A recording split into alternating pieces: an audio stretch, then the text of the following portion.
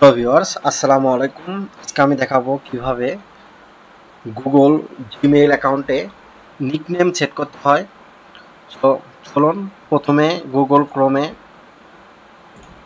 চলে আসতে হবে। এরপর গুগল যে অ্যাপসগুলো আছে সেখানে ক্লিক করতে হবে। এখানে আসার পরে জিমেইলে ক্লিক করতে হবে।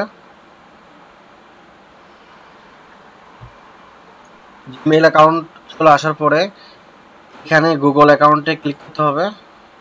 এরপর ম্যানেজ ইওর গুগল অ্যাকাউন্টে ক্লিক করতে হবে।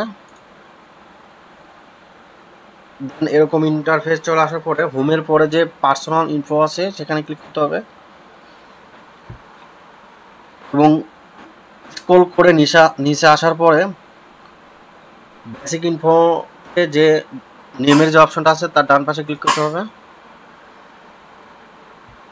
এরপরে নিকনেমের যে অপশনটা আছে নেমের পরে সেখানে ক্লিক করতে হবে।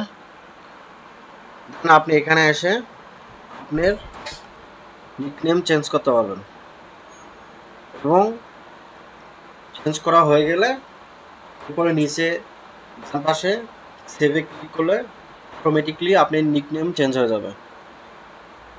ভিডিওটি দেখার জন্য সবাইকে ধন্যবাদ।